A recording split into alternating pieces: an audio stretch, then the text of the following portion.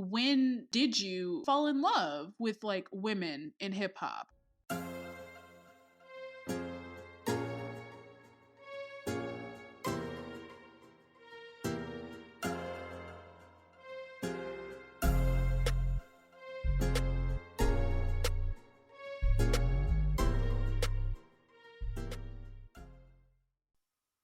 All right. Okay. You ready? You want me to go first? No, you go first. I went first last time. Okay, go ahead. Okay. I'm nervous. Okay. What's going on? I'm nervous. I'm trying to do it in her voice. Okay. This year for Christmas, I don't want much. I just want head and apologies. I don't want that nigga telling me nothing. You gotta show me you proud of me. Is that Ken the Man? Yes. What song is that? Hold on. You gotta show me you proud of me. Shit, what the fuck? I know this song. Dang, I thought this was gonna be hard. It was the proud of me that got me. I'm proud of me. Show me. You gotta show me. Shit, I don't know what song. Wait. Ain't one bitch that could say they can't do how I do when they top of me. Because even your favorite rapper's favorite rapper, you should go on and hit the follow when they watching me. Oh my god. Wait. What the fuck? It's like on the tip of my...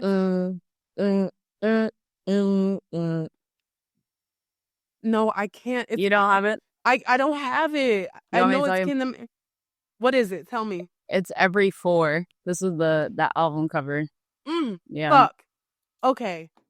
Okay, cool. I stumped you. You stumped me. I was thinking something entirely but you still got the artist. Different. I knew it was Ken the Man, but I was actually thinking something entirely different, not even that song. So I don't think I would have gotten it at all. Okay, are you ready? Yeah. Okay. Face cure, titties perked, and I'm real tatted. Tell Zeus Network I'm the real baddie. It's giving face. Her. Glorilla. Yes. Yeah, you know the song? What is it? What you know about me? No. Oh, what song is that? I know it's Glorilla. It's off her most recent album. It's not. Oh, wait, hold on. Face cure, titties perked, and I'm real tatted. Tell Zeus Network I'm the real baddie.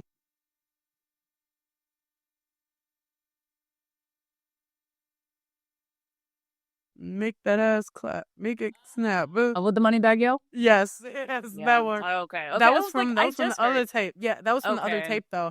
See, I threw you a softball this week. Yeah, I was like, this was a softball. I threw you a softball this week because I've been stumping you a little bit. You know what? You have. It's the holiday season. I'm in a giving mood. I'm in the spirit, to spread some joy. Oh my gosh. Yeah. I feel like all I'm on right now is like this weekend has started like all the holiday kickoffs. Like it was my sister's birthday. Today I'm going to a Happy Friendsgiving. Birthday to your sister. Yeah. Are you cooking 25. for Friendsgiving? No. And you know what? And it really makes me feel like less than a woman because I'll tell you this. Like my mom is the type that like growing up, she made everything homemade. She loves to bake. Like she's not showing up to a place, anything that's not customized. Yeah. And I'm showing up to this Friendsgiving and I'm like, I gotta buy a pie. Or like I gotta, like I don't think I've refined my skills enough, one. And two, I have not dedicated the time. That's fair. But that's honest though. That's honest. Like you don't have the time and it's not gonna be as good. Yeah. So why waste your time and your money? Groceries are not cheap. They are not cheap. So I'm gonna buy my little pie. And what pie are you gonna buy? Are you gonna get a patty pie? I wasn't thinking about it. There's a bakery that's not too far from me. Oh, you know what? That's actually better. Yeah. So get it from small business. business. Support a small business. Yeah. That's cool. But okay. What about you? I'm not going home this year. I'm not going to visit my family this year for Thanksgiving. Me and my mama got into it. You're beefing? Yeah, we beefing again. But it's not my fault this time, actually. Okay. She has been like, I don't know what it is about people over 50. They are so susceptible to propaganda on social media. And she has been completely indoctrinated. Mm-hmm. I don't know which one is right. Into like the right-wing propaganda. She's fallen for it. She voted for Donald Trump. And so I She got was on the a part phone. of the 8%. Yes, with her dumb ass. And I got on the phone and I said, "You're dumb." I said, "That's fucking stupid." Because it is Yeah. fucking stupid. And I called her dumb. And then she blocked me. And she said, "Don't call me." And I said, "That ain't no sweat off my back with your dumb ass." Oh, So I couldn't believe that she did that. well, So yeah, so we're not speaking, so I'm not going home for Thanksgiving. I don't give a fuck. I can that's cook. fair. I can cook. But I'm doing Friendsgiving this year. I'm not making a turkey again ever. The last time I made a turkey was 2021. I made a jerk turkey. Ooh. It was delicious. Everybody loved it. But do you know how long it takes? Like the days long process of preparing a fucking turkey? No. Do you know that Don't desire to know. You cannot thaw that shit out the day of. Turkeys have to thaw for several days. Did you know that? It's 4 to 5 days, right? Yes. It's like you got to put it in the freezer when you buy it. Then you got to take it out the freezer, sit it in the refrigerator for a couple days. Then you got to take it out, clean it out. Girl, do you know you got to pull all the shit out of the turkey? Then you got to season it, let it sit, marinate. And then you got to put it in the oven. And it's still not even Thanksgiving. And you've been prepping this turkey for a fucking week. That shit had me so heated, but I had already committed to it. Yeah, so I couldn't like not do it. This year I said, fuck it, I'm frying some chicken. That's fair. That's totally fair. I'm gonna do fried chicken and mac and cheese, like, because one of my friends is vegan, so they're gonna have vegan mac and cheese. But I don't want that shit. So I'm gonna like make some regular mac and cheese for Friendsgiving. And we're gonna be bumping new Kendrick and Meg. I was about to say, so I was like, I knew that you were gonna bring up Kendrick at some point. I'm only on track 3 right now, but as soon as I put it on, I was like, man, don't play with him. He's not one of them. He really isn't. I was taken aback. I'm only on track 3, and I was like, and you know what's crazy is I'm surprised by how short it is. You know, like, how long is it? It's only 12 songs. 12 songs. Listen, I'm satisfied so I'm far. ready. I know you're not done, but I can't wait like to hear your top 5 in like a week or so when it's marinated for you. I'm so sorry, everybody listening. If you can hear, I am still sick. I've been sick for the past 7 fucking days, getting over a cold. So number 1, we apologize for the episode being late, but really just me. It's my fault. No, that's the only reason that the episode is late. So I apologize. Being a hot girl is tough work. It's and hard sometimes shit. City girls are down sometimes. Because it was definitely a nigga who gave me this cold too. With his lying ass. At first he was like, "I'm not sick." And then he texted me a couple days ago. He's like, "Oh yeah, that was definitely me." And this is why you can't be kissing every fucking body, y'all. Listen, you know what? And it's my fault too. Because I called him and I was like, "I'm coming over." And I should have stayed my ass at home. I should have stayed my ass going against your judgment. Sit my hot ass down. You know what? And I got exactly what the fuck I deserve. A cold. For some mediocre dick. Like, he was, you know what? I'm not even, I'm not even. We're not gonna air him. I'm not gonna talk shit about him because I'm babysitting his dog right now. So I'm definitely finna go get. So you want to see her? Oh yeah, Leah, say hi. Aww. Say hi to Brianna. Oh, she's say so hi. cute. Say she's hi. what is it called? A Shiba? A Shiba? I don't know how the fuck you say that. Anyway, Shibas are really smart. Shibas are really smart, and she's so like, fucking skittish. I coughed and she ran and hid under the bed. Like, she's not seen me butt ass naked before. Like, but he had to go out of town. He had an emergency, and he was like, "Can you watch the dog?" I was like, "I really don't do that. Like, I don't do pets." But I was like, you know what? It's fine. Whatever. I guess I don't know. Whatever. Good Samaritan. That's not, I am a good Samaritan. You know what? That's my last good deed of the year. I'm not doing nothing. You're done. We're nobody. Listen, you're tapped out the rest of the year. I'm tapped the fuck out. Everybody else, whatever. I don't have no dollars to give you, homeless people. Please don't ask me for no more. Anyway, should we get into some hot topics? Yeah, let's do it. Where do you want to start? If my voice goes out before the end of this episode, I'm going to be pissed. Let's talk about the Grammy nominations. Okay, let's see what we got. I was like, the ones that pertain to us. Okay. I don't really care about all the other. I'm very proud of Beyonce, as always. I knew Kendrick was going to get all those nominations.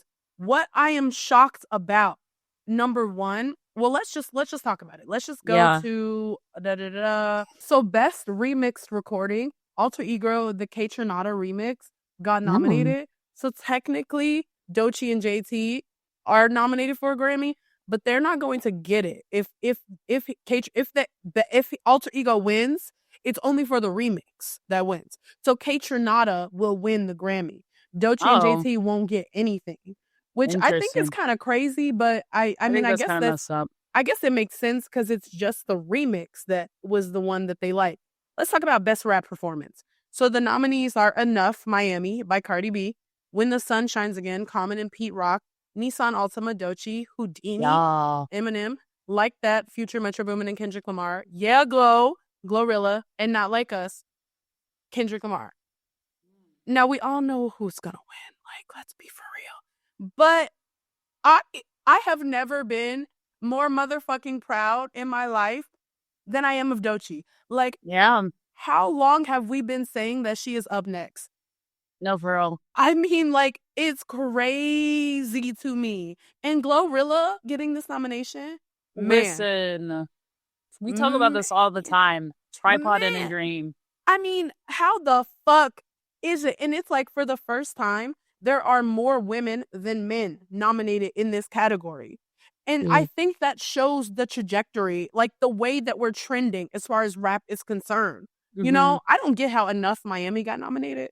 Me neither. The song is fine. Don't get me wrong. I still listen to it. Hey, Mariah, where's the album? Okay. So let me say this. What's up? I think this is not the time of year to release an album. It's the holidays. Okay, but what about the rest of the year? Okay. But she had a baby. So I really... Okay.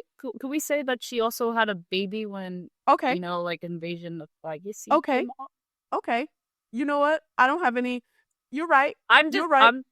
Are we talking the truth? Or are we spinning facts here? You're right. I can't lie. You're correct. There you go.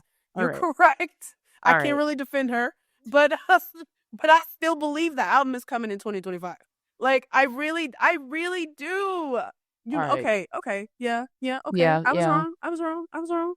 I'll say that. Okay. Let's talk about best melodic rap performance. So the nominees are Kehlani, that song by I do not know how to pronounce his name, but you know the one that goes, "Nah, like the way your body is."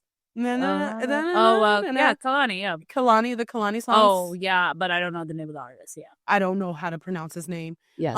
Spaghetti, Beyonce, Linda Martell, and Shabuzi, We Still Don't Trust You, Future, Metro Boomin, and The Weeknd. Big Mama by Lotto, and 3 a.m. Rhapsody and Erykah Badu. Where's Flo Milli? Where is Flo Milli? Which song from Flo Milli would Never Lose Me? You're so right. Where actually, the fuck is she? Is it not nominated at all? Not at all.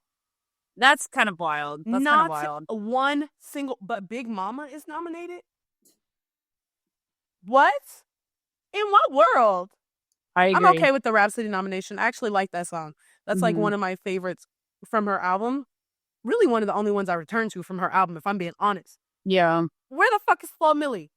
No, I agree. Best rap album, Might Delete Later by J. Cole. That's a fucking joke. No. The Auditorium Volume 1, Common and Pete Rock. Okay, that's like a veteran nomination. I get it. Alligator Bites Never Heal. Yeah. And I think she's going to win. I hope so. The Death of Slim Shady, Coup de Grace, Eminem, and We Don't Trust You, Future, and Metro Boomin. I think that probably We Don't Trust You is also a high contender as well. I was going to say that. But do you think they would give it to Eminem just because? Oh, I don't know. I don't know. I don't think so. I didn't know that Future was 40. 41. I just read that. But he looks 41 in the face. Have you seen pictures of him lately? He looks tired. I think it's the glasses that I'm like, I can't really see his eyes. But that nigga is old. It's old. That nigga is an elder statesman, okay? But I'm like, and you're out here still talking about this? You know what? That's the Scorpio in him, okay? That's the Scorpio in him. He don't look happy, though. Does he?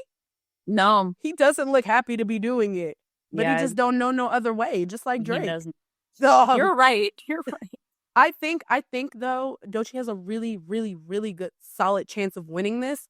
But I also see a world in which Future or Metro Boomin deserve it. Yeah. However, I also see a world in which they give it to Eminem just because. Just because. I do think it's crazy though for Megan to have not been nominated in this category, but for J. Cole's throwaway mixtape to be nominated. Yeah, I think that's pretty wild. I think that's absolutely wild. I think there were so many albums that deserve to be nominated in this, but whatever. And then listen, finally, I would have even given you Sugar Honey Iced Tea. Like, I agree. I don't know if I think it might have missed the cutoff. It might have missed. So maybe next year. But best rap song. So it's Asteroids by Rhapsody, Carnival, which is that Ty Dolla $ign Kanye West song that we again have never listened to. Like That, Not Like Us, and Yeah Glow. And I mean, if you ask me, I think Yeah Glow deserves it. No, I agree. I think though. I mean, probably not. Come on, we already know what's gonna happen. I'm not shocked or surprised, and I honestly will be like, you know what? Okay, Kendrick, you deserve that one. You deserve it, yeah. But it's just like I could see a world in which, because I think it stood the test of time. That was released in what, February? No, that's so true. That and what is it called? Like that was released pretty early. It was like March when that got released. So there's that for the Grammys. Honestly, a bit disappointed. Although Nicki Minaj also got shut out. Like no nominations for Pink Friday 2. Damn. No, not on the bed. No nominations for Pink Friday 2. And no nominations for Megan feels a little bit crazier to me. Yeah, just because I was about to say. I feel like that had such a big year. You know what I mean? It was super. I think it was. Despite us having our critiques about it, I do think it was like it deserves something. Do you think it missed the cutoff? What did it come out? No, it didn't. Because I believe the cutoff was from until the end of August. And that came out in what was that, June when it came out?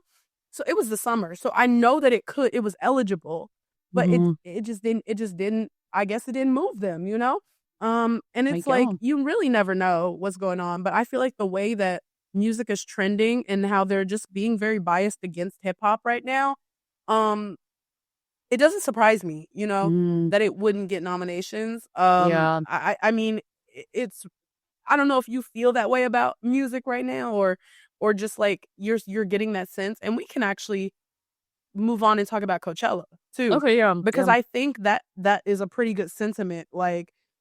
All of the headliners are white. It's the fucking Lady Gaga, Green Day, and Post Malone. I don't want to see none of them. That sounds so unappealing to me. It's so funny that my sister was like, I didn't think Post Malone was that big. She's like, do you news to me? Yeah, do you? News and I was like, me. But I also don't think he makes hip hop music anymore, and that's why. I don't think he made hip hop music, I think, in the beginning of his career. And then he shifted more into the pop. And now he's in his country. Hip-hop. I think he used hip hop as an in, and then he threw it away when he didn't need it anymore. Yeah, no, that's fair. I hate it. Okay, but let's talk about who's going to be performing as far as our girls. Missy is performing. And I don't think she's ever performed at Coachella. Or maybe she hasn't, I don't know. Glorilla is also performing. Who else is performing? Megan is performing. And you know what? I feel good about this. Because remember she was talking about it in the documentary about how she couldn't really enjoy it the last time. Because of everything that was going on. And now she can, Yeah, I hope so. Who else is performing? I was like, who else is here? And that's crazy. Is that it? That's crazy, right? Because usually when the festival circuit comes out, the female rappers are all up and through this motherfucker. Rappers are all up and through this motherfucker. But if you look at this... I feel old. If you look at this, there are barely any fucking rappers in here. Barely any rappers, barely any black musicians, to be honest.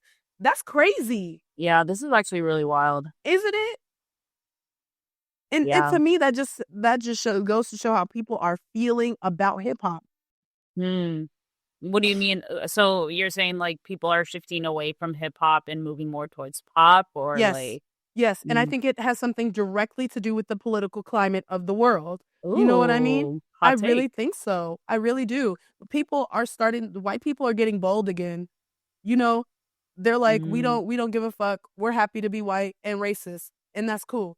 And people are like, oh my God, finally somebody said it. Like, that is exactly the feeling that it's been since the election.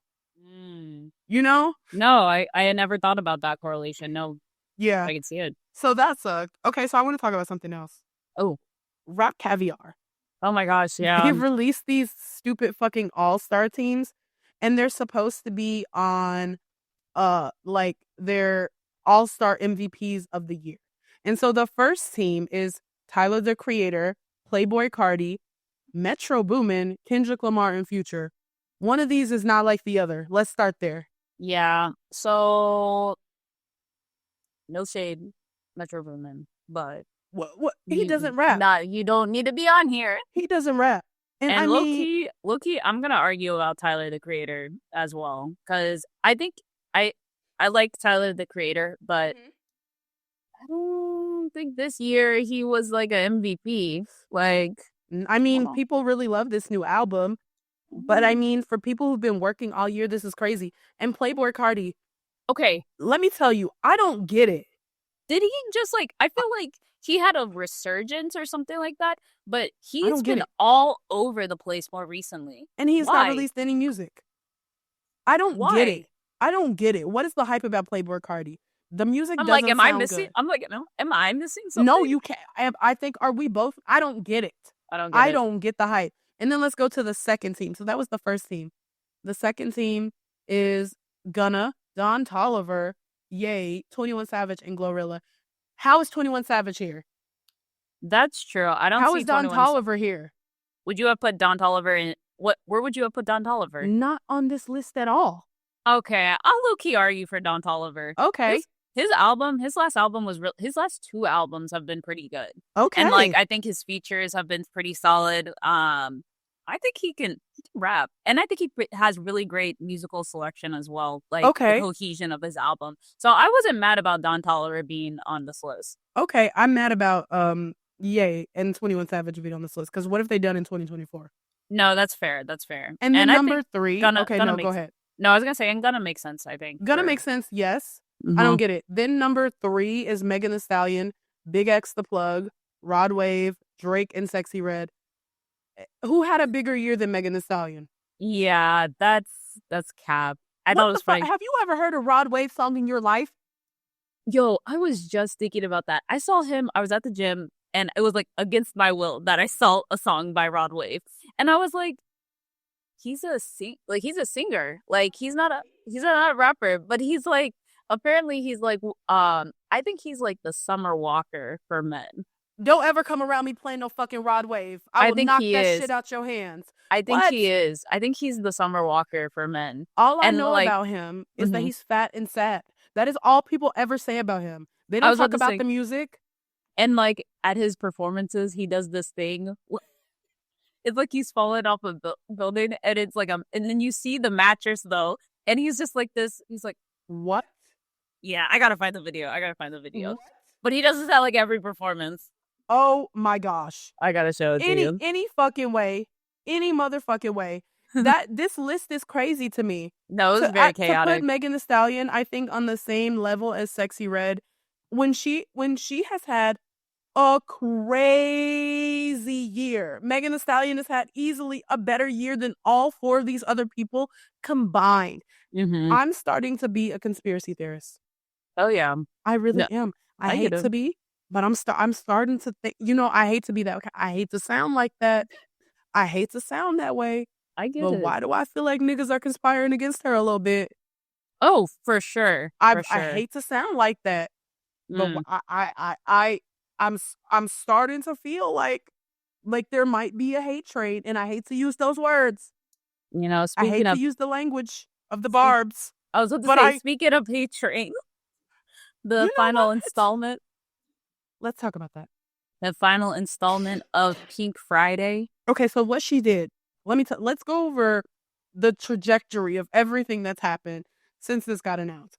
So what happened was, because I'm still on social media, I'm still on Twitter. Yeah. Unfortunately. Oh, you're still on Twitter? Unfortunately. Are you not going to Blue Sky? I think that's a joke. I don't think no one is actually going to use that. It's going to fade away. You think so? Yes. Oh, I was there before Elon. He can't take shit from me. Fuck him. But your data? Do you know how many people have my fucking data at this point? What they gonna steal from me, Brianna? Your likeness? They can do that. That's the next thing. Like, that's what I went to Afrotech actually last week. So oh, did you? How was that? It was a time. It was interesting. You can get what you want from it. You can get what you want from it. I've heard things about it. One of the first things that we're talking about is like why people are getting off of X is one, because of the data piece, but two, because they want to like basically scrub your profile with like your images, your videos, whatever, and they want to continue to feed it into their machine learning models. And from that, they are going to use your likeness by creating content with your pictures, your videos, just to continue to promote the platform. So that is another reason why people are leaving, because it's like for people who are content creators, X is basically getting money off of your likeness with your permission because you decided to use the application. Well, so that is I've learned something new because I didn't fucking know that. Yes. So that is one of the other major reasons why people are getting off the ad. Okay, that's crazy. I really didn't know that. Yes. Interesting. When the class action lawsuit's out, I will be on it. The next, okay, wait. So what I was saying was like the way that things happen was the Grammy nominations come out. Mm-hmm. She's not nominated for anything. Mm-hmm. The Barbs start complaining. So of course she posts on Twitter, Pink Friday 3, the hiatus, coming out December 13th. Like announcing the album because she didn't get any Grammy nominations. Mm-hmm. And of course she's bitter about that. Sure. Then Cardi B says her album is coming out in 2025. Then it's the anniversary of Pink Friday 2. Or the Pink Print. It's the anniversary of the Pink Print. And she announces that the album is actually coming out in 2025 now. And she's going on tour again with the new music. And so I hate to sound like a conspiracy theorist because I really, really try not to feed into this. But I really think she is dedicated to hating Cardi B. I think she is. I hate to sound like this. I don't think that's a far stretch. I think she is really waiting to drop this album so that she can drop it around the same time as Cardi B. Like, I'm starting to think that. At first, I was like, y'all are tripping. That's crazy. She's going to get real embarrassed. I'm really starting to think she is doing that on purpose. She's going to get real embarrassed when her numbers are different. Well, who cares about that? What the point is why is she 40-1, 40-2, however the fuck old she is, and still, this isn't even your most recent beef, and you still hate this bitch this deep? I don't even get it. How does she have room for all this hatred in her heart? She not busy? She not busy? I guess not. Child, that's crazy. But what else do we have here? Okay, yeah. Well, Millie's pregnant. Yes. I had to find out through you. A second tower has been hit. They have hit the Pentagon. Do we know who her BD is? Okay. No, she's been very private about that. And you know what? Good for her for being private about that. I kind of feel two ways about this. Number one, I feel bad because she announced this pregnancy and nobody was happy for her. Every single person was like, nah. Oh, everybody was upset about it. Dang. And she was pissed. She was pissed. She was like, you don't tell me what to do with my pussy. You don't know anything about me. You don't know shit about me. This is not my peak. This is not going to ruin my career. And okay, on the one hand, I mean, Cardi B did it. Yeah. People have done it. She's right. People have had babies and come back from it and been more successful. Mona Leo did it. You know, people have babies. But here's the other thing. There's a deep conspiratorial feminist side of me that feels like men do this to successful women. Oh, okay. To sit them down and trap them when they're hitting their stride, you know? That is scary. That is a scary thought. And maybe I'm being crazy. No. Does that not feel like that's what happens sometimes? No, I think so. But that is so diabolical. It is. But men are diabolical these days. They're jealous. What does her baby daddy do? Is he also a rapper? We ain't never heard nothing about this nigga. Yeah. He's a house man. He's a house boyfriend. And I mean, I don't know. He might, I don't know. I really don't have any clue, but it feels that way. Callie got pregnant. Oh, yeah. Right after, she had this really big year. And now Flo Milli, Mona Leo got pregnant. Mm-hmm.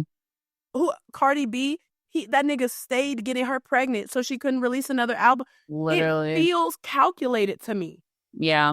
It really does. And maybe that's just like the conspiracy theorist that lives inside of me that wants women to be successful and keep going on this trajectory and like fuck kids, fuck niggas, get money. I don't know. Maybe she wanted to be a mother. Maybe it's her long life dream. She's 24. I think it's crazy to be having kids at 24. I agree. She's more successful and richer than me, so I can't say shit about it. And I love her and I'm going to support her no matter what. Yeah, right. No matter what, I'm going to keep listening to the fucking music. I'm going to keep going to the shows because now she got mouths to feed. So now I got to support. Now she has to go harder. Now I got to support. Now she got kids to feed. But there's a part of me that feels like, and this is what I love about Megan. She lead them niggas before they get her pregnant. Oh, yeah. Quick. She said, I ain't pushing out none of your kids. Okay? No. And that's why you niggas is mad. That's why they hate her. Because she's just too independent and on her game. But you know what? Congratulations to Flo Milli, her secret baby daddy. The last part. Congratulations to Flo Milli and that Haitian nigga that she loves so bad. Apparently he's Haitian. She love that nigga bad, okay? Yeah. And you know what? Good for them. If it's a baby born of love and it's going to live in a happy environment. But man, I just hate it when a bitch gets pregnant right at the height of things, You're not wrong. You're not wrong. It feels wrong, I don't know what it is. Like, maybe it's just me because I'm so anti having kids before, you're absolutely ready. Yes. I don't know. Good for her, though. Good for her, though. Good for her. I guess. All right. Who do we want to go to next? Should we talk about Doja Cat? Yes.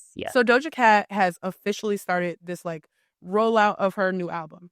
She has been teasing a ton of tracks. Some of them are tracks that she's played on Instagram Live. So fans are starting to imagine what they sound like.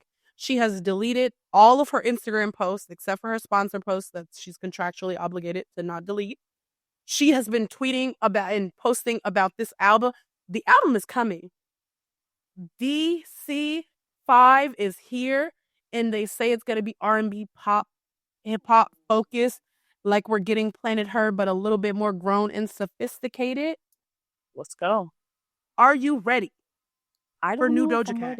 I am so ready for new Doja Cat. Oh, yeah, especially if it's R&B and pop. Yes.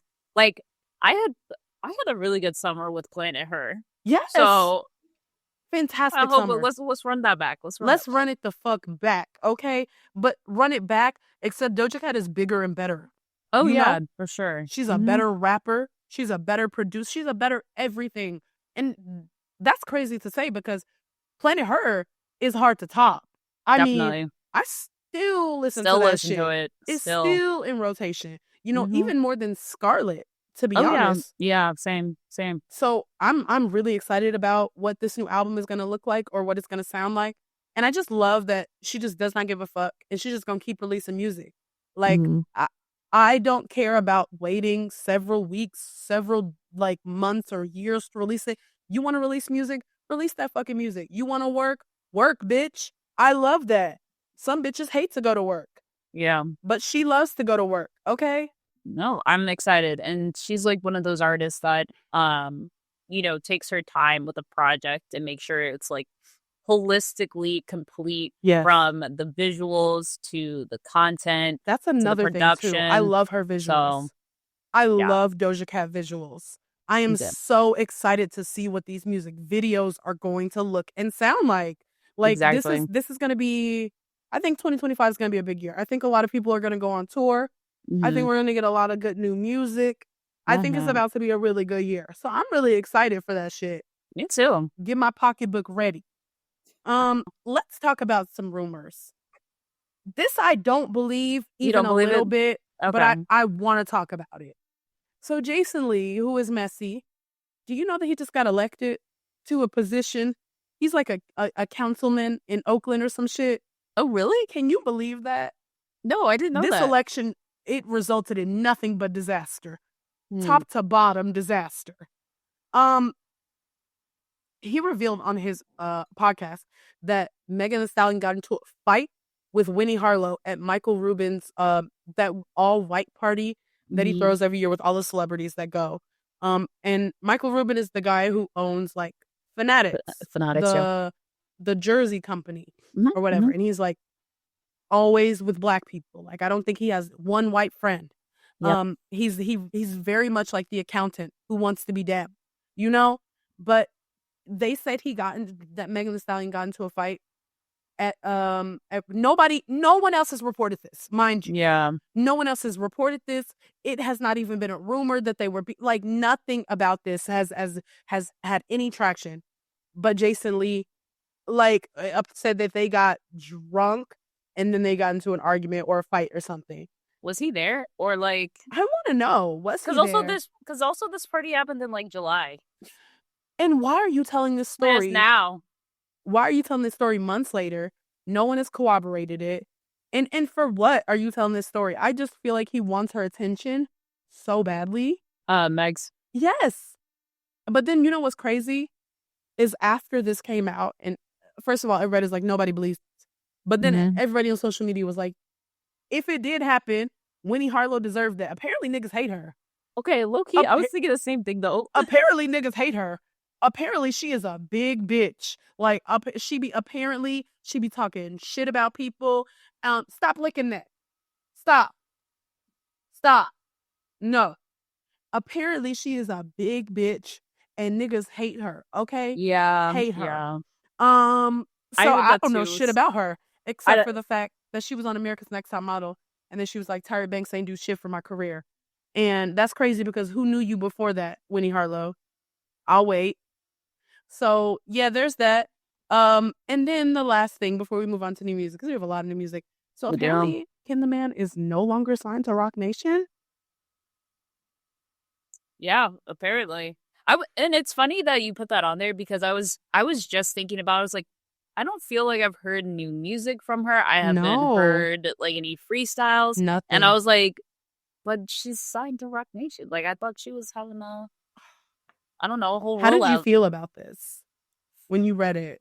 I kind of felt like my interpretation is that she probably got like shelved and she wasn't getting the support that she needed to elevate her career in the way that she thought. Yeah. And so she elected to drop out and continue on like an independent journey, which I feel like a lot of artists are doing nowadays because they want to be able to have more control of how their music is distributed. Their say in when music is ready, creative control and not having to work around other people. So I was like, it made sense to me. Yeah. It makes sense, but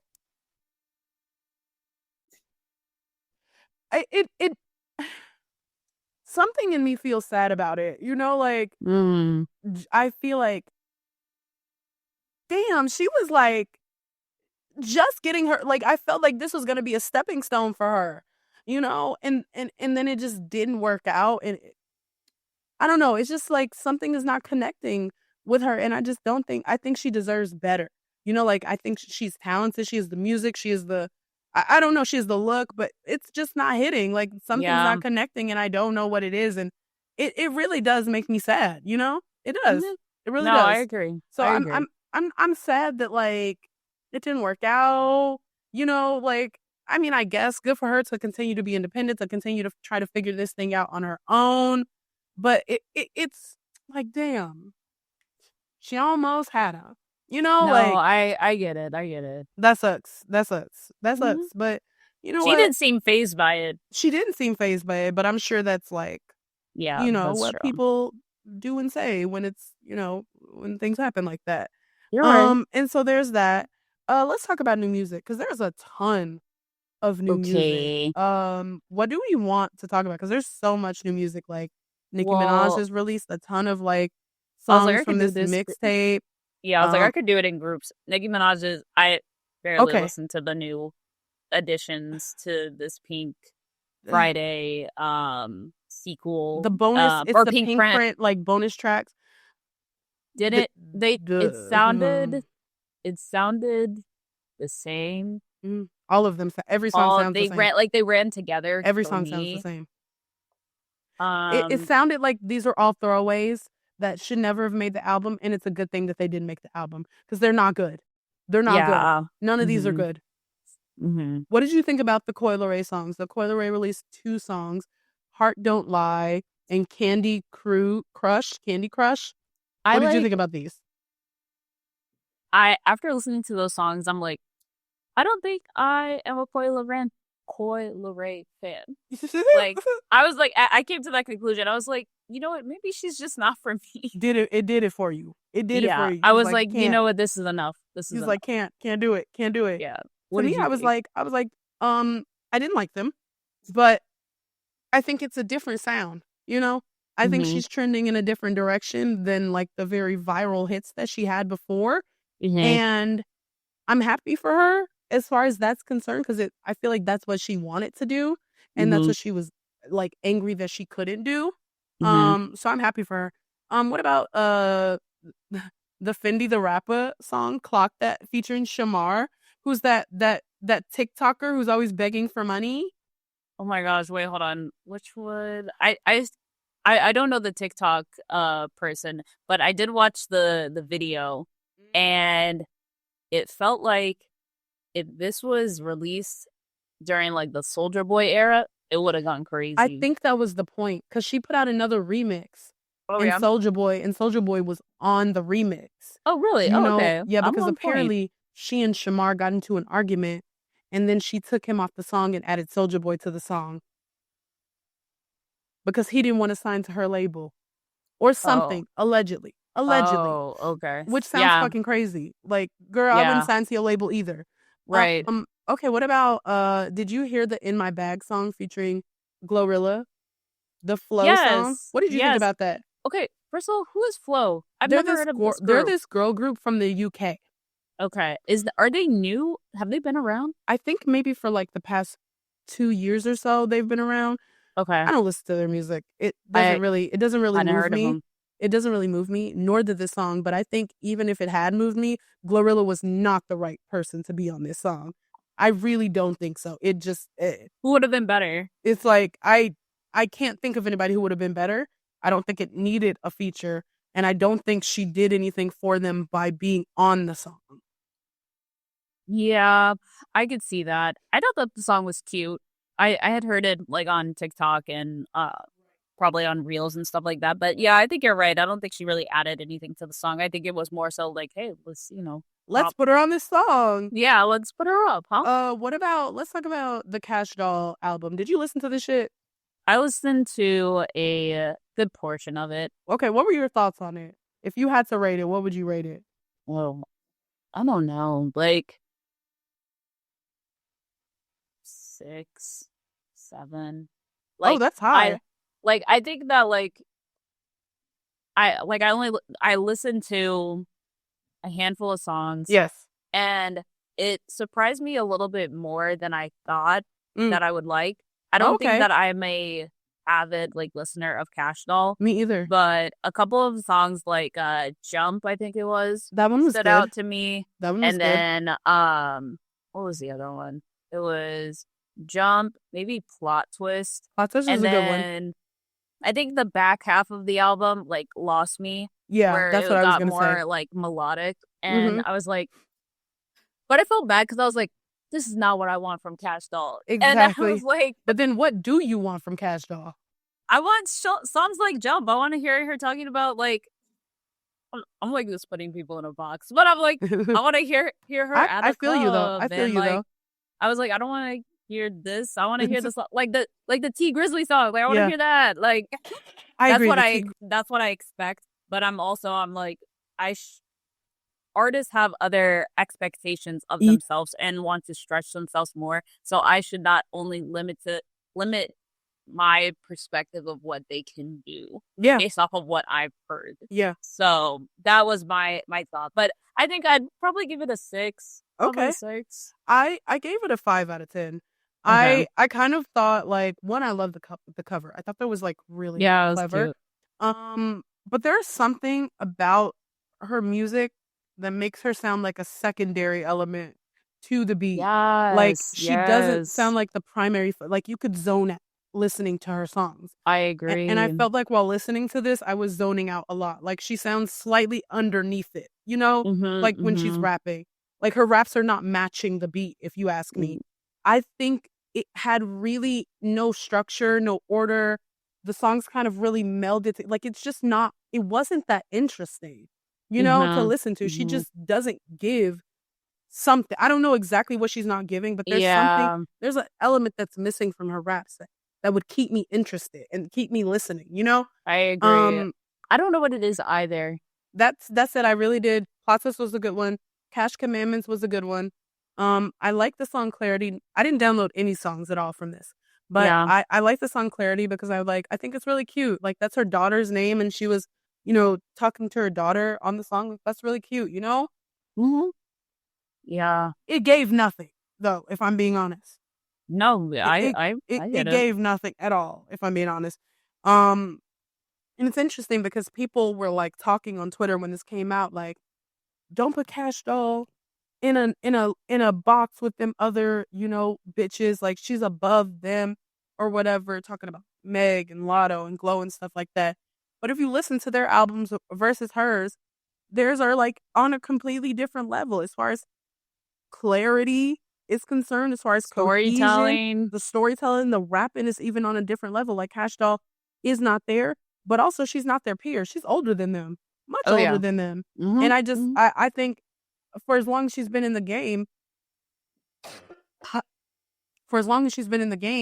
I'm not seeing the kind of growth that I should see or hear in her music, you know? And I agree.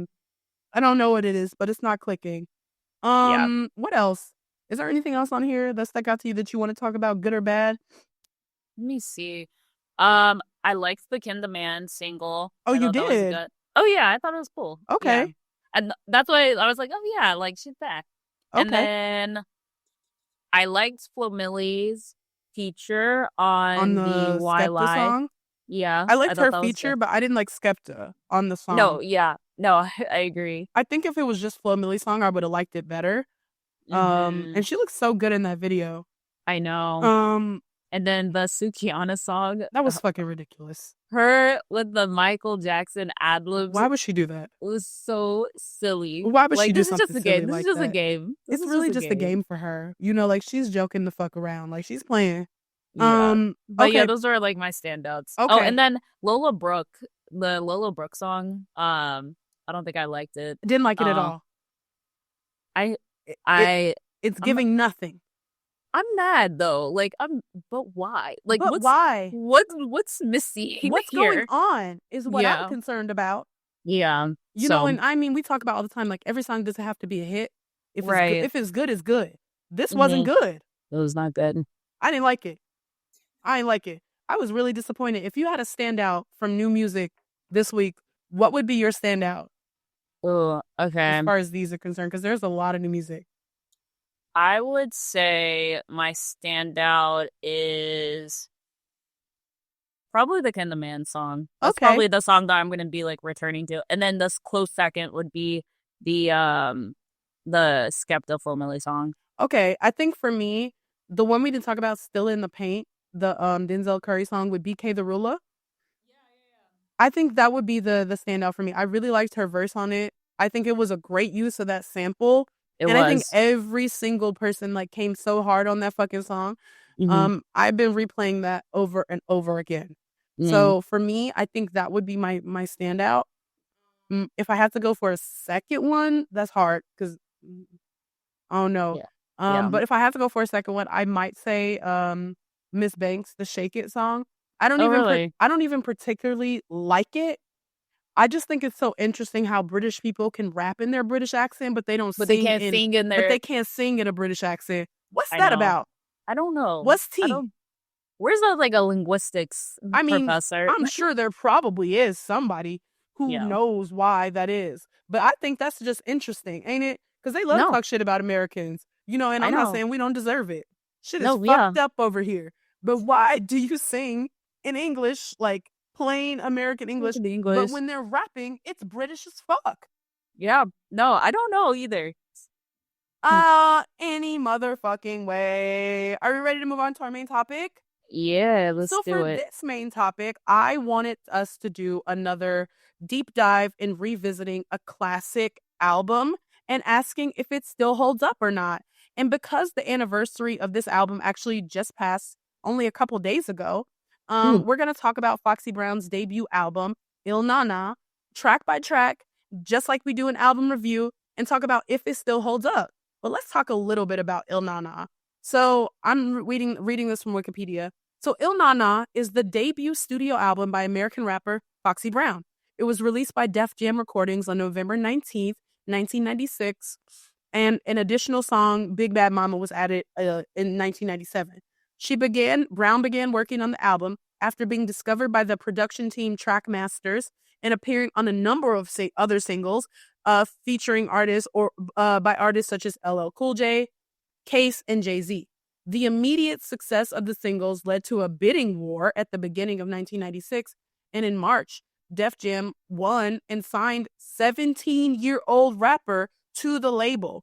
The album was mostly produced by Trackmasters, and it has guest appearances from Blackstreet, Havoc, Method Man, Kid Capri, and Jay-Z. Lyrically, the album mainly focuses on themes of fashion, sex, and mafia. Il Na Na debuted at number 7 on the Billboard 200 with 128,000 copies sold in its first week. And, fun fact, at the time, that was actually the highest first week sales for any female rap album ever. And it went on to sell over 1.4 million copies and is certified platinum.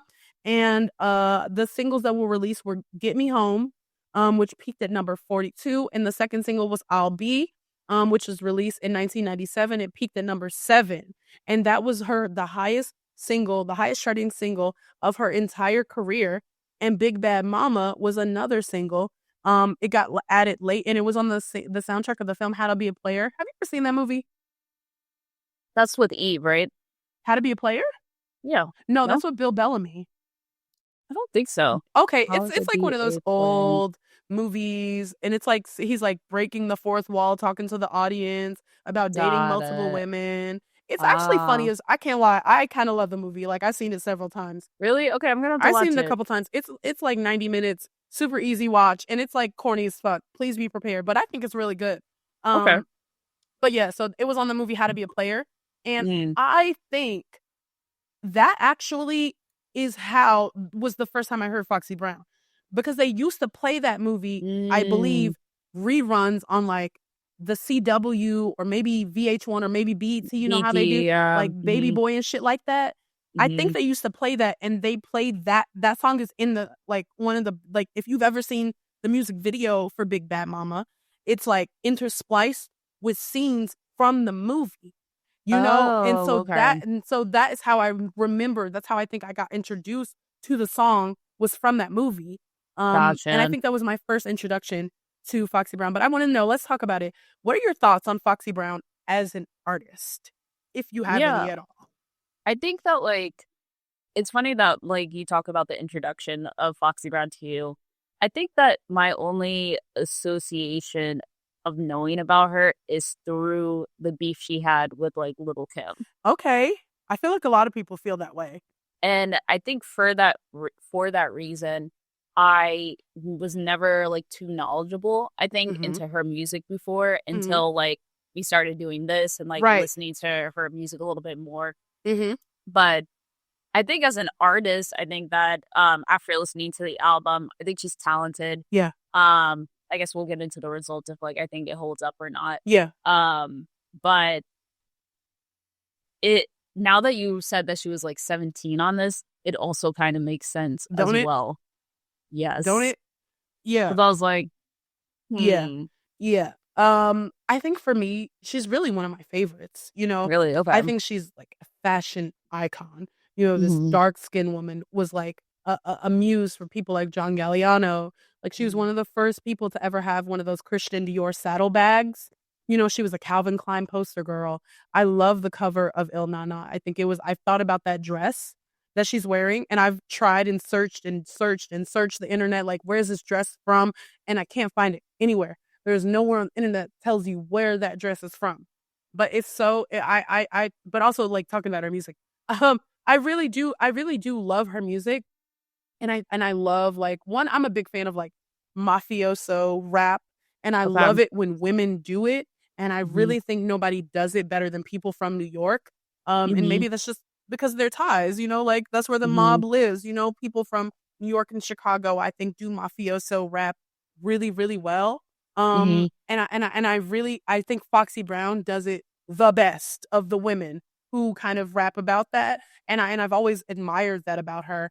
So I'm a huge fan of hers, and I'm a huge fan of, like, her working with some of my favorite rappers like Jay-Z and Nas and Method Man, like, and she's been able to really hold her own in all of this. Like, have you ever heard well, never mind, we'll talk about it. I'm not gonna get into that because that's gonna be my music rec. But I really have, and I think moving into our next question, then what are some of your earliest memories of her music? I know I told you mine was from the movie How to Be a Player. Yeah. But do you have any favorites? Or are there any others that, like, you heard early on in your life? Not just her. Not just her. It doesn't have to be just her. If she was a feature, that's fine. I don't have any early memories with Foxy Brown. Like I said, I feel like my exposure has only been as an adult for the most part. Yeah. And I think I think that my exposure from her came from what was that one song? The I'll Be Good song. Because I was thinking of I love because that song. I was thinking because what's his name? Diddy's son. He took the sample and he did. Yes, he did a freestyle on it. Oh, no. And I was like, oh, like, I like this beat, but I'm like, I know this is obviously not him. Yeah. And so, like, I backtracked and was like, oh, where did it come from? And that's how I found it. Oh, that's so fun. I love that. Another really early memory I had of Foxy Brown. I don't know if you remember that song she did with Khalees that they used to play on the radio all the time. It was called Candy. It goes, I taste just like candy. Na, na, na, na, na. I know you've heard this song. I'm singing it really badly. But if you listen to it, like, go look, like, right now and, like, play a sample, like, a quick, I guarantee you've heard this song on the radio before. Yeah, hold on. Yeah, I kind of remember. You remember it? Yeah. You've heard the song before. Yeah. They used to play that song on the radio all the fucking time. And this just goes to show how important radio used to actually fucking be. And we don't listen to that shit no more. A cornerstone of not just hip hop, but, like, really of our childhoods. That's how we found out that Aaliyah died in a plane crash. My mom told me that she and my cousin were in the car, like, looking for my pacifier or something. I don't know what they were looking for in the car. For me, or no, for my little brother, because I was like 5. And they heard it announced on the fucking radio that she died in a plane crash while they were searching for my brother's pacifier. Wow. That is crazy. That's crazy. But listen, they used to do that on the radio. I want to know, then, does she rank anywhere on your list of favorite rappers? Like, even if it's male or female, do you think? No, not really. That's actually. Fair. That's fair because you don't have a lot of experience. I don't have experience with her, but like, again, appreciate the artistry. And I think also listening to this album, I hear a lot of the samples, like, from today that come from it. So I'm like, she definitely has an impact that has been left within hip hop. But for me, she doesn't really fall into my ranking. That's fair. I think if I were doing, like, female rappers, I would put her in my top 10. If I were doing, like, overall, all of my favorite rappers, she might make the top 20. maybe top 15 even of like my favorite rappers, you know? Okay. So let's talk about Il Nana track by track. Let's do it. Number one, like we always do, do you have any downloads? When you listen to this album, did you download anything? I did actually. Where is it? This morning. What did I get? Okay, I did Get Me Home. I did I'll Be. You know what? I need to download Foxy Bells, actually. Foxy Bells, Get Me Home. I'll Be, and that's it.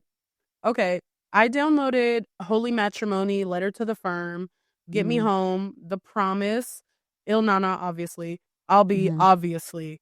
And those are my downloads from the album. So should we go track by track? Yeah, we can. Okay, let's talk about intro, the chicken coop. Can we talk about this and how I think this is what we are missing in music? Like, really? Listen, it's such a 90s ass intro. It's a movie. Okay, it is. It's a movie. It's a production. It's an album with direction. And I really love that. I think it's a 90s ass sound. It feels very New York, underground. Like we're doing something original, you know? You don't agree. You don't agree.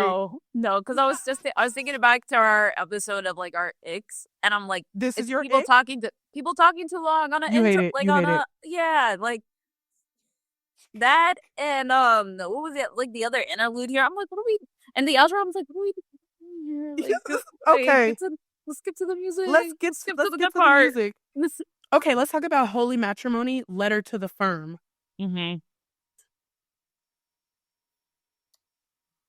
Do you know the context of this, though? No, I do not. Okay, I want you to say what you're going to say, and then I'll just give you a little bit of history, and then we can talk about it. Yeah, so the point that you made about, like, the mafioso, like, type of, like, right? I hadn't heard of that before, but that totally makes sense listening to this album, because I was like, I don't think today we hear as much of women talking about so closely tied to a group of men. Yeah. And that was something that stood out to me the entire time that I was listening to that. Like, I think we talk about like, or women talk about like, oh, I'm gonna ride for my man, I'm gonna do this, blah, blah, blah, blah. But I was like, no, this is like deeper than that. Yeah. So I think that's interesting that you brought up that point, because I didn't have the language for that. Because I was like, and that's fair. Yeah. When you hear it in the context, and I think even in the context of like 1996, you really wouldn't have the context. I mean, most people probably did, but they hadn't released an album yet. I thought I loved it. Well, let me tell you a little bit of context. So The Firm is not like, it was a rap supergroup that Foxy Brown was a part of with her, Nas, Cormega, Nature, and AZ. They were a supergroup that got formed in like early 1996 after Nas released his second album, and I think it was written his second album, and they released an album, like a group collab kind of album, and they were really focused on that kind of mafioso rap, and they call themselves The Firm, named after the book by John Grisham, which is about a law firm that's a front for the mafia to launder money. Okay. So that's why she keeps talking about The Firm all throughout the album, is because around the time that she was recording this album and that the album was released, The Firm was formed and they were working on their debut album, which came out the following year in 1997. You wouldn't really know that, obviously, if you didn't know things about her. And I only know that because I've done lots of research on her and her life and her work. But I think I do kind of, about getting back to the song, I love it being like a kind of love letter to her crew. You know, like I really do appreciate that. And I think it's also crazy to imagine like her being so young. Like at the time she's recording this, she's like, what, 16, 17 years old. It's crazy. And is rapping so fucking well. And this is, I want to go on a little bit of a rant, as I do. But if you ask me, this is what's missing in rap. When you hear these rappers and they're so young and they're rapping like this, or even when we hear rappers who are old and who are rapping like this in the 90s and the early 2000s and the 80s, it is because they have access to education, to cultural influences. They're watching movies. They're reading books. They're listening to music. They're not just going in there rapping about nothing that they don't know. Mm-hmm. They can rap about these things. They can use these samples because they've heard this music. You're hearing all these 60s and 70s and 80s samples and music that Kanye West and Jay-Z are producing and in writing and rapping about. And it's because they lived that. You're hearing them reference novels like John Grisham's The Firm and things like that because they've read. You're hearing them be poets and jazz and use jazz elements in their music like Nas and Kendrick do because they've been students of that and they've listened to music. And a lot of artists don't do that and are missing that. And I hate to call niggas stupid, but niggas really are stupid, you know? Niggas is stupid. And that's kind of what you're missing. And in listening to this and in listening to this album, I think that's what a lot of musicians are missing. Niggas are stupid now. And that's a problem. Get back to the library. And they trying to shut down the Department of Education. We need it now more than ever. More than ever. It's actually the worst it's ever fucking been. You want to shut it down? What are we going to have? What are the artists going to have to reference? These niggas can't fucking read. They can't read. You want us to listen to Playboy Cardi? That's what you want to leave us with? That's the alternative. I can't. Okay, moving on. Let's talk about Foxy's Bells because you like this one. What were your thoughts on this song? Okay, again, like first time listener. Yeah. Coming and listening to it, I was like, oh, this reminded me of like that Bow Wow song. Which one? I don't know which one. I don't know which one it is, but it reminded me of a Bow Wow song, and I was like, okay, I already like the one beat. that goes, "We're playing basketball." Was it that one? I don't think it was that one. Oh damn! Okay. I gotta find it. Yeah. But like, it kind of reminded me of a Bow Wow song. But then I was like, I like Lil Bow Wow. I said, "Lil Bow Wow." You just don't know. Okay, no. Maybe it's that one. Wait, maybe it's that one. What was that? I don't remember how he raps on that. I just remember the chorus. Okay, anyway. Okay. But yeah, it kind of reminded me of another song and like the beat. And then I thought this was like my a good introduction into like the album of like, oh, this is like, if I was to equate it to a today's song, I'm like, okay, this is something that I would listen to like in my car going into like, before I'm like about to go out or like at the pregame or something. This is what they used to listen to before they were going out in 1996. In 1996, yes. When I listen to this, the beat sounds like something that LL Cool J would rap over. Yeah. Do you agree? Yeah, I can see that. It sounds very LL Cool J coded, but I really, sure. like I said, I love her when she raps about fashion. I love her alter ego calling herself Mahogany Mommy with the slanted eyes. Okay, where does that come from? I kept hearing her say something about like mahogany throughout this entire album. I think it's just because she's dark skinned. Okay. Yeah, and then she talks about having slanted eyes because she's Asian in her family. Like she's like Asian Trinidadian or something like that. And I think the production on this song is like very interesting, but it's grand. Like it's very bold. It's big. Like it's a statement. And I think the transition, but I don't get the transition between these two songs though. Like from the song before it to this song, I don't understand like how this song was placed here. It really doesn't make sense. But let's talk about Get Me Home. Okay, here is my thought. Number one, I don't understand this transition either. Like this doesn't feel like a cohesive transition, or at least one that I understand. But when I think Get Me Home is a perfect song. I think when Foxy Brown is really top tier when it comes to like rap and R&B collaborations, you know, and I don't think people give her enough credit for that. Number one, I love when women talk about wooing men and being active participants instead of just being seduced, because typically that's how it happens. She's like, boo, I'm about to dead my mans for you. When it's all said and done, I got plans for you. Like, that's just so fucking clever, you know? Yeah. I think this storytelling is brilliant in this song. And it kind of gives an introduction of how good of a storyteller I think Foxy Brown truly is. Like, she's painting fucking pictures, you know, with these verses.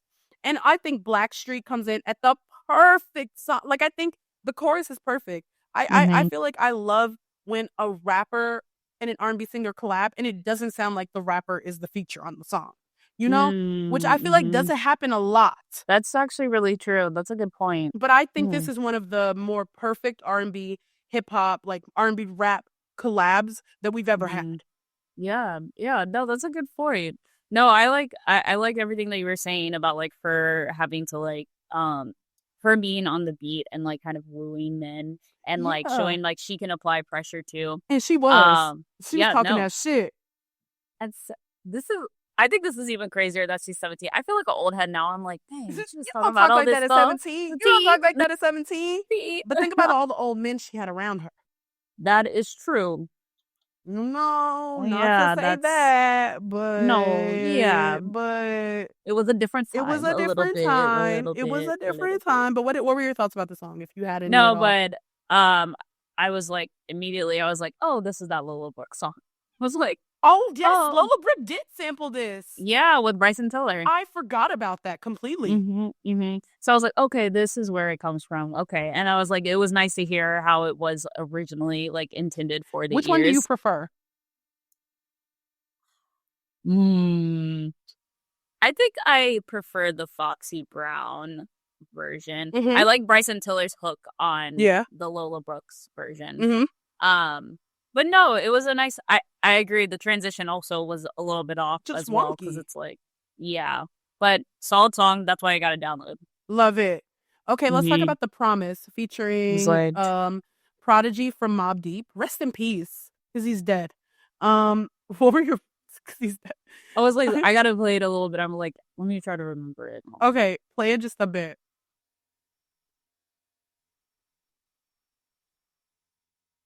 You know, I thought that this one was cool because it was just like they're kind of talking their shit. It like I think it's difficult to be on a beat kind of like that, like a slow it's a very Mobb Deep type of beat. Yeah. Like it feels like that. It reminded me of like Jay-Z a bit. And I was like, I feel like there's only a handful of artists that can like ride a beat like this and be actually saying something like meaningful. You're right. Like I think like I was thinking about that Lotto song, like Shout Out to Me. Yeah. And I was like, which is supposed to be Jay-Z-esque. Yeah, and it's Jay-Z-esque as well. So that's what I was getting from this song. I think to me this is the one transition on the album that I really get. You know, like this transition really works for me. I think this is one of my favorites from the album. Like, this is easily one of my favorites from the album. Like, I think this is a really brilliant song. I agree. She is rapping her ass off on this song. You know, like, fuck the bullshit. But also Prodigy, like, that's real rap. Like, that nigga really used to do that shit. Like, Mobb Deep really used to fucking rap. Yeah. You know, and that's, like, real deep New York street shit. Like, no bullshit, no gimmicks. These niggas is just rapping. And I love it. And here's, like, a little... Oh, my God, I'm going to sound like such a nerd. So please indulge me for just a moment. There is this, the first time that I heard this song, I think maybe like a year ago when I started like doing like a ton of research on Foxy Brown, I listened to this song and there was this one line and I kept coming back to it because I said, I've heard that somewhere before.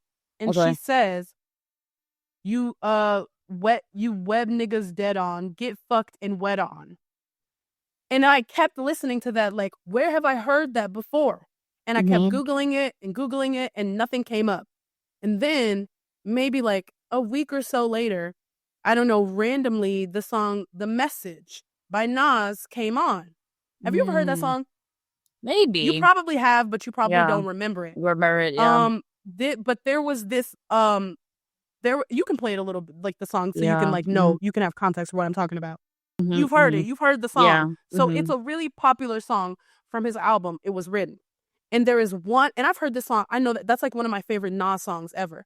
And there is this one line that I think is super, super famous that he says on the song. He says, you freak niggas played out, get fucked and ate out.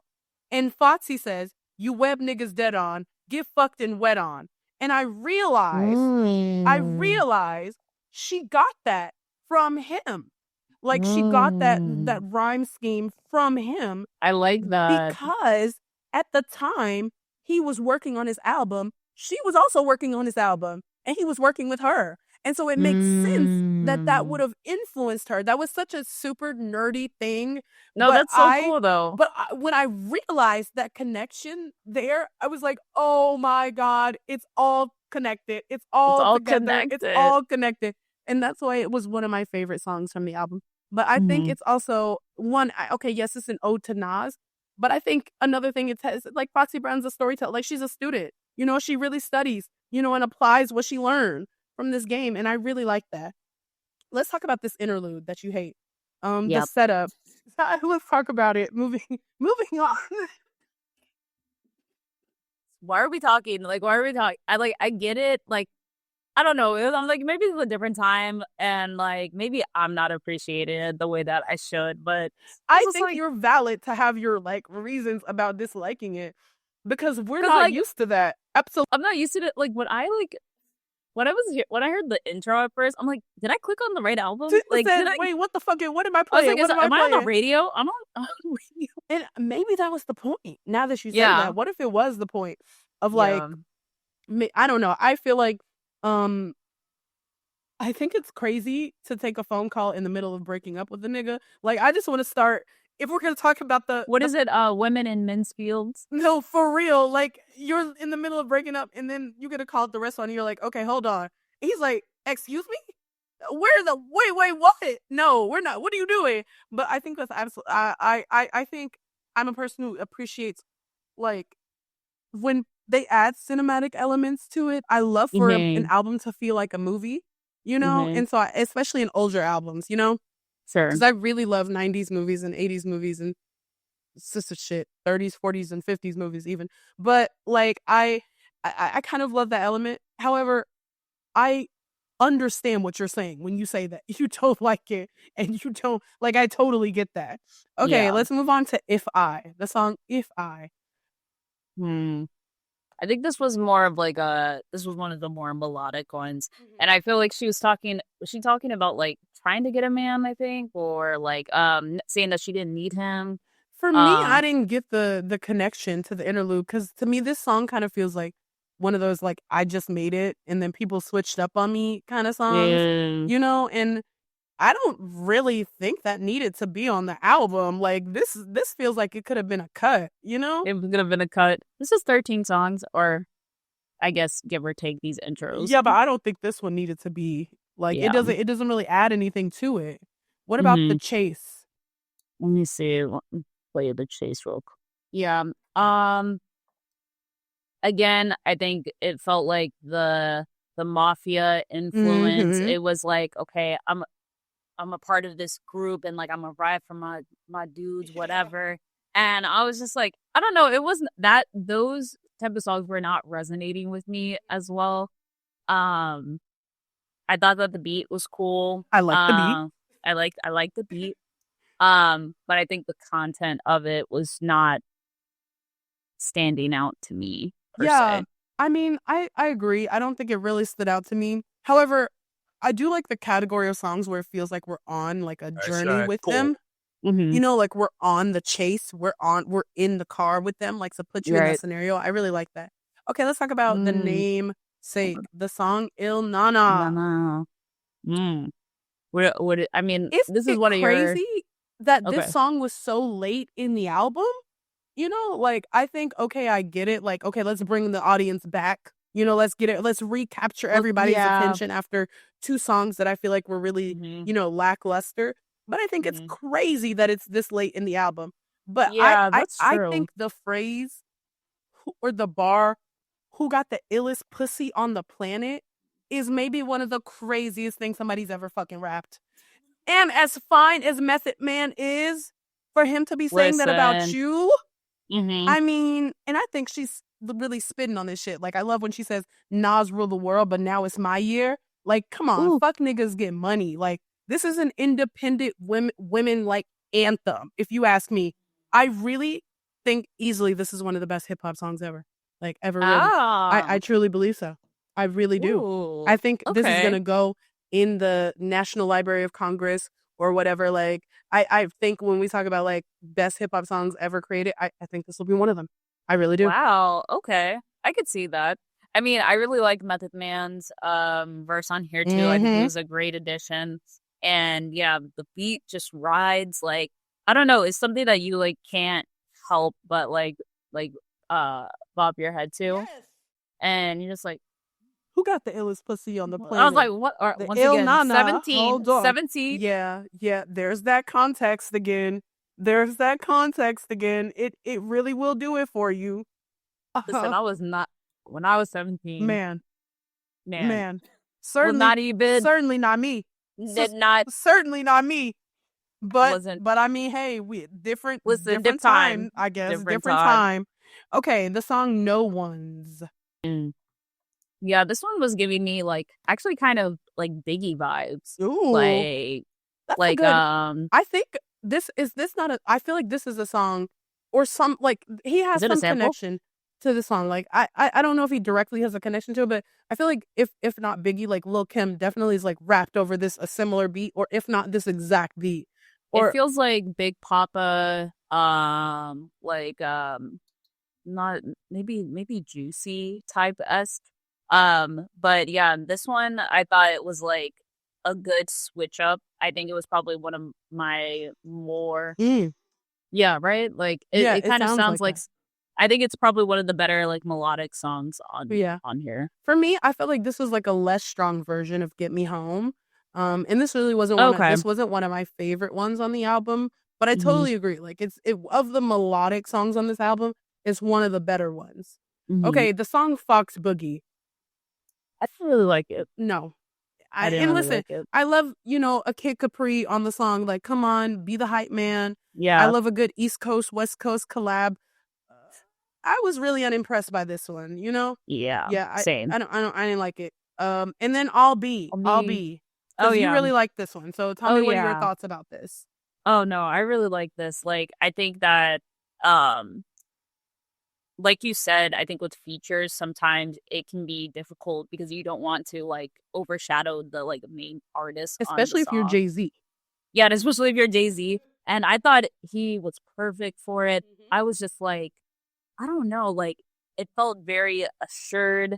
And I loved the way that she was just rapping on it. Like, I think, like I said, this was probably one of the first songs that I got more hit to for Foxy Brown. And it's just like, I think it's one of those classic, like, 90s songs that people return to always. Absolutely. I agree. I think this is also a great, another example of, like, why she's great with, like, a hip-hop, like, R&B collab, And I really love the way she and Jay go back and forth on this, like a whole lot. I wish they had more music together. Like I think they work really well together. And this song is just a fucking hit. Like I really think they both came out swinging. And I think it's a great album closer. This outro, not an outro. And I would have loved one. I would have loved the real outro, but this wasn't it. No, it was not. Okay, so then your rating. Your overall thoughts about the album and your rating. So, I think that because I'm also trying to take in like how I think it holds up as well. Right. But I'm like, I think for you album, can give your rating and then you can like, you don't have to, like, I don't think it has to be together. Yeah. So I think that the rating of the album, I think I would give it like a solid 7. I think that it was a complete album. I mean, minus his like intros, whatever. But she's like really, this is a strong debut album. Like, I agree. I think to your also like the historical knowledge now, knowing that like she was working in collaboration with like these other guys that are obviously like Nas, who's like a veteran in hip hop. And to be able to have some of like Method Man, Jay-Z, that's crazy. Really added to like this is a strong debut album. So I think 7 for like it just being a complete project and also being so young too. Yeah, I think when you add that context in, that always changes things. I gave it the same score. I gave it a 7 out of 10. I feel like this album is trying to accomplish a lot in 13 songs. And I think it's mostly successful. However, I definitely wish it wasn't so The Firm focused. Like that feels like a really big point on this album, but this is her debut album and Foxy should be the main focus of it. I think the latter half of the album really isn't as focused or as strong as the first half. That's true. But I think she's rapped her ass off. I really think she at that time positioned herself as a force to be reckoned with. And, For sure. I think the album is very sexy. Like, I think it's bold, it's confident, Yes. And I think she's a really, really great storyteller. But for me, the second half of the album just did not come together. Like, Yeah, it fell off for you. I think she came out the gate swinging, but in the singles, I think really stand out. Like you said, like I'll Be, Big Bad Mama, which was a later edition, excellent. Give Me Home, excellent. But it kind of falls short at the end, No, that's fair. And I really didn't like that. But so yeah, my score would be, I would give it a solid 7, maybe 7.5 out of 10. But those are my thoughts about it. So in 2024, does Il Na Na still hold up? I think it holds up from the sense of like the production. I don't think that people are going back to this album per se, though. Yeah. To be like, I'm trying to listen to like Foxy Brown. I think that the use of the samples throughout this album is still seen in music today. So that's why I say it holds up more than, I guess, who she is as an artist. I mean, I guess obviously there's influences of like people who have the same, like, I guess, like tone as Foxy Brown and like the type of things that she talks about. But I think it's mostly holding up because of the type of production and music that was like on here. I think that's interesting that you mentioned the production. Because I mean the Trackmasters were really huge back in the 90s and the early 2000s. So I totally agree. Like the production is very masterful and very intentional on this album. And I think that holds up. I think the album still holds up in 2024, but as like an artifact, like this is really a blueprint.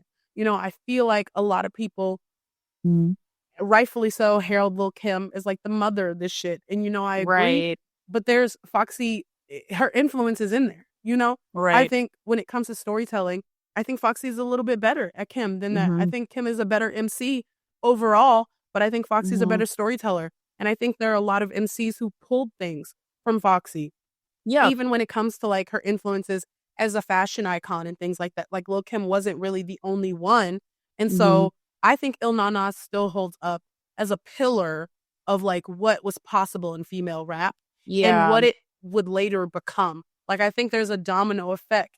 And this is one of the first dominoes. Not the first, I agree. but it's up there as far as that's concerned. So no, that's a good point. Yeah. I like that it's an artifact of hip hop. Like Lil' Kim was not the only one. And there was someone else who has also carved their portion of female hip hop in the 90s. And you know what's crazy? Is they released their debut albums 7 days apart. Yeah. It was a week apart. It was like a week apart that they released albums that are kind of, I mean, they're in the rafters as far as like female rap albums are concerned, as far as like the influence it's had on female rappers. Like those 2 albums, those are ones people are always going to talk about as like influences on every other, the sound of female rap after that. It came from them. A lot of it came from them. Yeah, that's so true. So I think for that reason, it holds up. As far as like, am I going to return to it? I mean, I still listen to Foxy Brown, but that's because I like her music. Not all of the songs on this album though. I don't go back to all of the songs on this album for sure. No, that's fair. Yeah, that's fair. For sure. Okay. Music rec time? Yeah. I want to share one with you that's really special. Because we're on the subject of Foxy Brown and because you didn't have the context of everything that I was talking about, my music rec's actually going to be Affirmative Action. It's a song with Nas, AZ, Cormiga, and Foxy Brown. And this was actually their first collaboration, and it was kind of their way of soft launching the firm as a group. Okay. They got together in the studio, created this song, and once the buzz from this song's really built up, it was kind of inevitable that they would all become a group. And so I think you should go and listen to Affirmative Action because number one, I think Foxy has the best verse on that song. But also I just think it's a really solid song on an album that, a lot of people shit on. A lot of people do not like It Was Written. And for a lot for a lot of reasons. Especially it being Nas's sophomore album and his debut album was so like heralded, like it changed the entire sound of New York hip hop. People did not like It Was Written at the time. Because of how commercial and poppy it sounded. But I think this Affirmative Action, the song really is an ode to his roots. of underground New York hip hop. And I think Foxy Brown, even being so young, was such a great addition to the song, and she really knocked that shit out the park. So that's my music rec this week, is affirmative action. Ooh, okay. I appreciate that. I'm gonna go back and listen to that song and then also their album together. You know, I'll be honest, the album together is not that great. There are a couple songs on there that I think are masterpieces, like Phone Tap, masterpiece of a song. Okay. But I mean, the album as a whole is not that great. You know, it's like, but it's not. You know, I mean, that's just my opinion. But go listen to it. Absolutely. Yeah, absolutely, for sure. My rec is actually coming off of, I guess, the Kendrick album, or not off the Kendrick album, but like adjacent. The Cuzzos, who like I think had opened for him, were right? at the pop out. Yeah, so I had seen this while I was like listening to the new music, and the song "Stay Safe." Okay. They sounds like an LAS song. Never heard it, but it sounds like an LAS song. It has what's his name, Blue Buck. Like you don't even fucking. We don't Blue even know. Bucks Clyd. Is the name of the guy. Of course it is. But the music video was cute. I thought they slid on it. Very West Coast vibes. And so I've been listening to that one. Okay, I'm gonna go listen to this off the strength of that nigga's stage name. What? Why would you do that? But okay. All right, guys. Oh my God. I'm sorry. I'm coughing. I'm gonna cut that out. If you made it all the way to the end of this episode, thank you so much for listening. Yes. Go and listen to some female rappers. Make sure you vote in our award show. Voting is still open. Coming up. Yeah. Voting is still open for another 2 weeks. And yeah, we'll see you guys in our next episode. Bye. See you next time. Bye. Thank you for listening to this episode of Where My Girls At, a podcast about Black women in hip hop. Where My Girls At is produced and edited by Mariah Woods and hosted by Mariah Woods and Brianna LaRosliere. Follow us on Twitter at WhereMyGirlsAt2, on Instagram at WhereMyGirlsAt_TH, and on TikTok at WhereMyGirlsAtPod. See you next time!